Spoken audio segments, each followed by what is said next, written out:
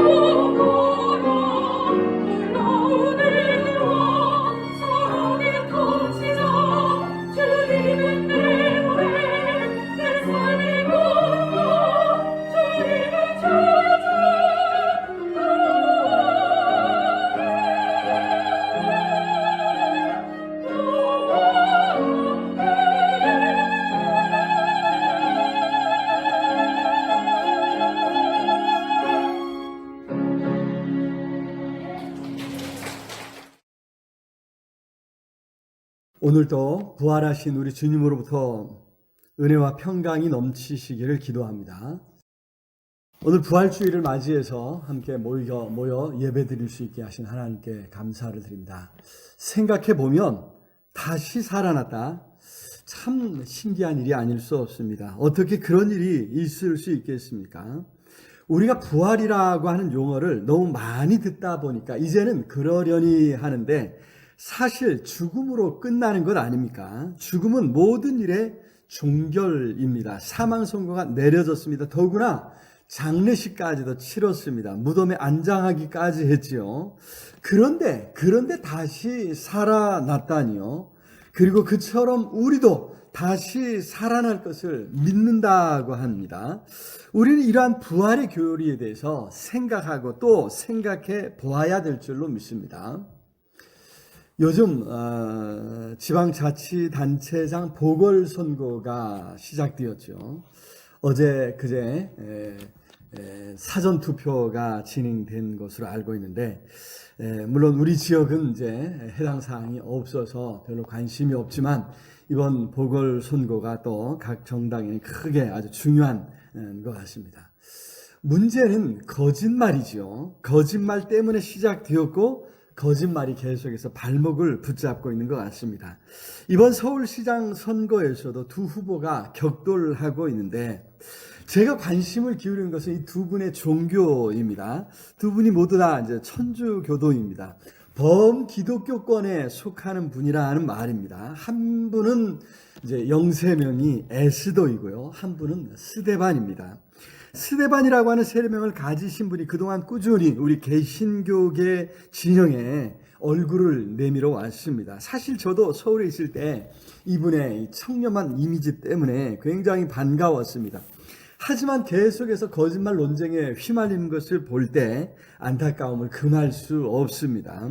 그래도 기독교 신앙을 가진 사람이라면 거짓말 논쟁에서만은 좀 자유로워하지 않겠나, 이런 생각이 듭니다. 그렇지 않습니까? 우리 그리스도인은 거짓말을 두려워해야 합니다. 진실을 말하도록 힘써야 될 줄로 믿습니다. 참과 거짓의 경계를 지어줄 수 있고 진실이 무엇인지를 드러낼 수 있는 것이 우리 그리스도인이 되어야 될 줄로 믿습니다. 자, 오늘 본문도 그것을 이야기하고 있지 않습니까? 예수께서 십자가에서 죽임을 당하셨습니다. 사실 이것은 너무나 분명한 확실한 사건이죠. 이에 대해서는 뭐 의심하고 말고 할 그런 문제가 아니지 않습니까? 누구나 언젠가는 죽음을 맞이하기 때문입니다. 좀 일찍 젊은이가 안타깝게 죽음을 맞았구나 하는 정도의 사건일 뿐입니다. 그런데 그 다음이 문제입니다. 예수께서 다시 살아나셨다는 것입니다. 그것도 너무나 확실한 사건이라는 이야기입니다. 5절부터 8절까지가 부활의 증인들을 보여줍니다. 예수님의 부활 사건을 직접 목격한 부활의 증인들을 보여주고 있죠. 당시 이 성경이 기록되었을 때 그 가운데 대다수가 살아있다고 말씀해주고 있죠. 6절 한번 읽어봅니다. 그 후에 500여 형제에게 일시에 보이셨나니 그 중에 지금까지 대다수는 살아있고 어떤 이는 잠들었으며. 그렇죠? 자, 대다수는 살아있고 그래서 부인할 수 없는 명백한 사건이라는 것입니다. 거짓말로 몇 사람은 속일 수 있을지 모릅니다. 거짓으로 잠깐은 속일 수 있을지 모릅니다. 거짓으로 다른 사람은 속일 수 있을지 모릅니다. 그러나 자신은 속일 수 없습니다.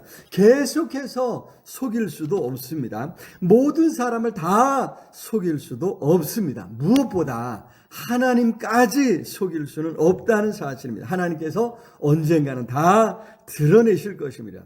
더구나 증거가 나오면, 증인이 나오면 이야기가 또 달라지지 않습니까?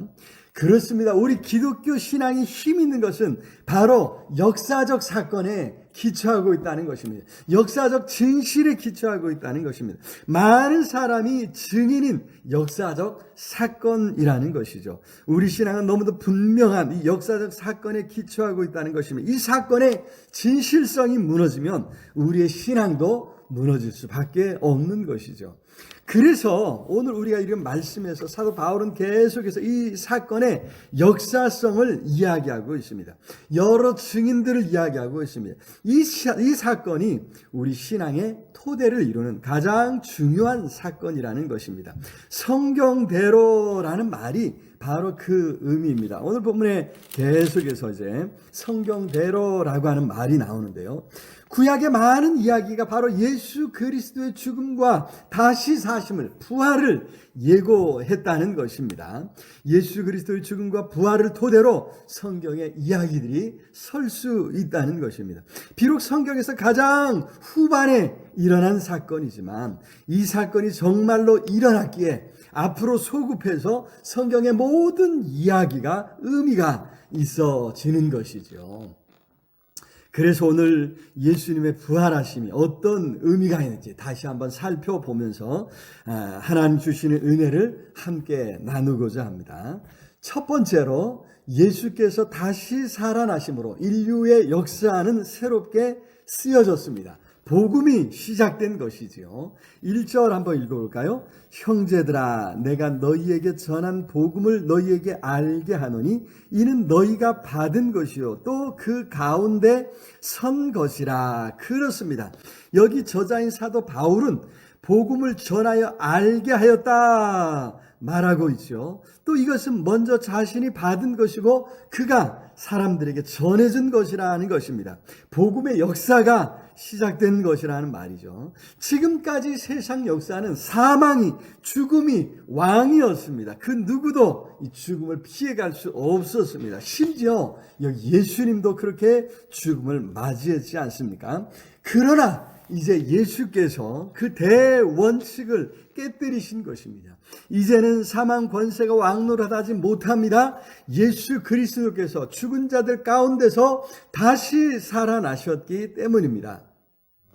사실 예수님은 그 시작부터가 좀 달랐습니다. 성경대로라고 예고된 사건이었죠. 이 땅의 수많은 죽음과는 좀 다른 훨씬 중요한 무게감 있는 사건이라는 말입니다. 그 내용도 달랐습니다. 3절 읽어볼까요? 내가 받은 것을 먼저 너희에게 전하였나니 이는 성경대로 그리스도께서 우리 죄를 위하여 죽으시고. 그렇습니다. 우리 죄를 위하여 죽으신 죽음이었다는 것입니다. 그리고 끝나지 않고 다시 살아나셨습니다. 예수님의 부활은 부활의 첫 열매였습니다. 첫 열매이니까 앞으로 계속해서 열매가 나오겠지요. 그렇게 풍성한 수확을 예고하는 첫 열매였습니다. 그 다음에 계속해서 나올 부활의 문을 여는 사건이었다는 것입니다. 그래서 복음이라고 하는 것이죠. 예수님의 부활 사건이 없었다면 우리는 여전히 죽음, 사망 권세 아래에 있을 것입니다. 여전히 죄 가운데 있을 것입니다. 그러나 예수께서 다시 살아나심으로, 부활하심으로 세상 역사가 새롭게 쓰였습니다. 기원 전과 기원 후로 역사를 가르게 되었습니다. 복음이 시작된 줄로 믿습니다. 두 번째로 예수께서 다시 살아나심으로 우리의 삶에도 변화가 일어났습니다.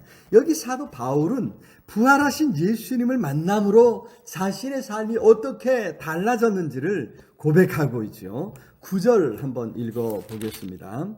나는 사도 중에 가장 작은 자라. 나는 하나님의 교회를 박해하였으므로 사도라 칭함받기를 감당하지 못할 자니라. 그렇습니다. 부활의 증인들, 교회를 박해했던 사람이라는 말입니다. 하지만 부활하신 예수님을 만났을 때 그는 이 부활 사건의 증인이 되었습니다. 극성스럽게 박해했던 만큼 정말 극성스럽게 이 복음을 전하는 사도가 되었습니다. 10절 읽어볼까요? 그러나 내가 나된 것은 하나님의 은혜로 된 것이니 내게 주신 그의 은혜가 헛되지 아니하여 내가 모든 사도보다 더 많이 수고하였으나 내가 한 것이 아니요 오직 나와 함께 하신 하나님의 은혜로라. 그렇습니다. 사도 바울은 자신의 삶에 일어난 이 사건을 은혜라고 하는 이 말로밖에 표현하지 못하겠다고 하는 것입니다. 바울은 은혜를 깨달았습니다. 은혜를 경험했습니다. 박해하던 사람이 변하여 사도가 된 것, 사도로서 많은 사람에게 복음을 전하며 능력 있게 쓰임받게 된 것, 모두 부활하신 예수 그리스도를 만남으로 말미암아 일어난 일이었다는 것입니다. 그래서 은혜라는 말로밖에 표현할 말이 없다고 하는 이야기입니다. 자신이 전혀 경험할 수 없었던 놀라운 사건이 일어난 것입니다. 그래서 나와 함께 하신 하나님의 은혜였다고 하는 것입니다. 그 은혜 때문에 더 많이 수고할 수 있었고 그래도 행복할 수 있었다고 하는 것입니다. 브레이크 타임이라고 하는 말 아시죠? 연주의 중간에 잠깐 쉬는 시간을 말합니다. 그 시간이 있어서 몸과 마음을 가다듬고 또 연주자들은 악기를 다시 튜닝할 수 있습니다. 이 시간이 있어서 2부를 시작할 수 있는 것이죠. 자, 열심히 달려가는 우리 인생에도 어쩌면 이 쉬는 시간, 브레이크 타임이 필요하지 않습니까? 요즘 코로나19 사태가 어쩌면 온 세상에 그런 브레이크 타임을 선사하고 있는 것 같습니다. 그 시간이 어쩌면 우리가 하나님의 은혜를 생각할 수 있는 시간이 아니겠습니까? 행한 대로가 아니라 쉬었는데도 하나님께서 일하셨음을 깨닫는 시간입니다. 부활하신 예수님으로 말미암아 생명을 경험할 수 있는 시간입니다. 브레이크 시간을 갖듯이 부활하신 예수님을 만나야 할 줄로 믿습니다. 쫓아가는 인생이요, 쫓겨가는 인생입니다. 그러나 우리가 이 쫓겨가는 인생에도 예수 그리스도를 만날 때 그 안에서 우리는 새로운 인생을 살아갈 수 있을 줄로 믿습니다. 인생의 2부를 시작할 수 있는 것입니다. 바라기는 부활하신 예수 그리스도를 만남으로 은혜를 깨닫고 또 은혜를 체험하며 예수 그리스도 안에서 우리도 다시 사는 놀라운 역사를 누릴 수 있기를 우리 주님의 이름으로 축원합니다.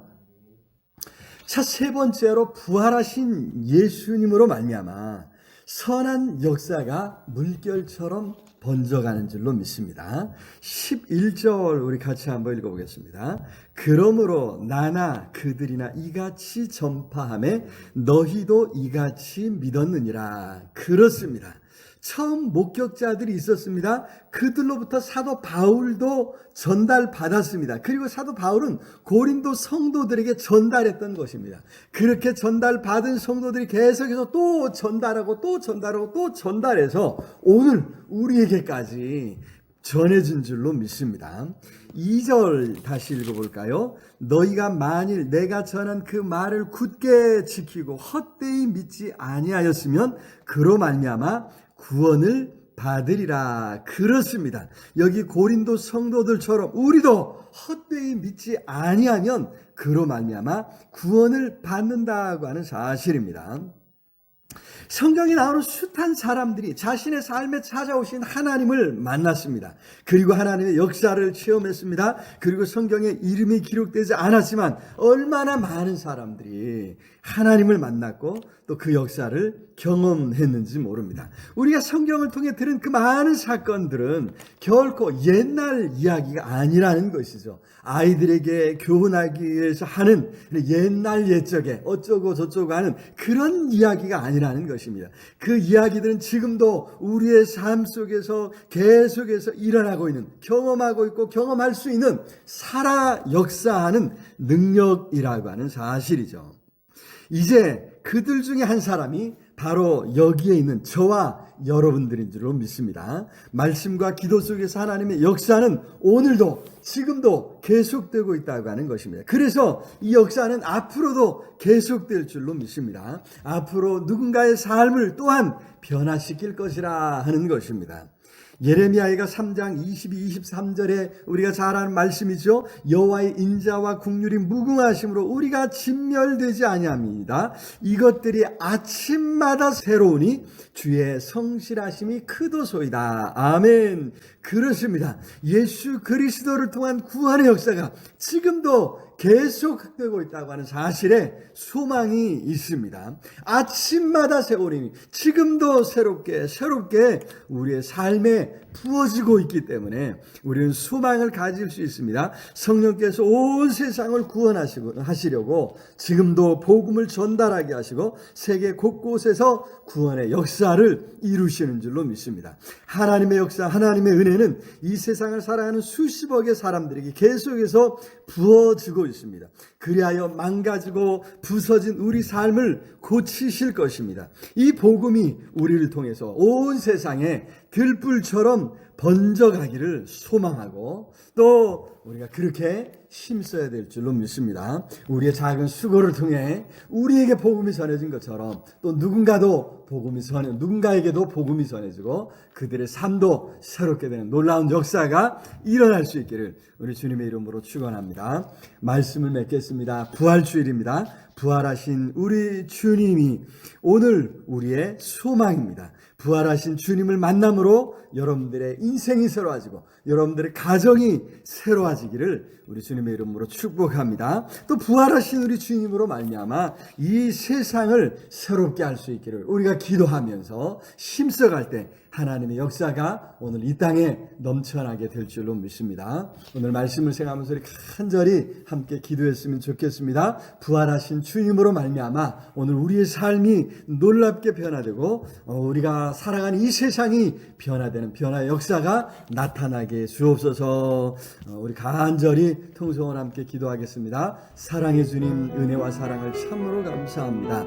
부활하신 주님으로 말미암아 우리의 삶이 달라지고 우리의 생명이 새로워짐을 믿습니다. 하나님이여 긍휼히 여겨주시고 우리가 이 땅에 살아갈 때 순간순간 부활하신 주님을 만남으로 힘을 얻고 위로를 얻고 새로운 소망 가운데 살아갈 수 있도록 복을 더하여 주시옵소서. 부활하신 주님, 오늘도 절망할 수밖에 없는 사람들에게 찾아가 주시고 만나 주시고 그들의 삶을 새롭게 주옵소서. 오늘도 염려하며 불안하며 두려워하는 이 땅에 많은 사람들을 만나 주시옵소서.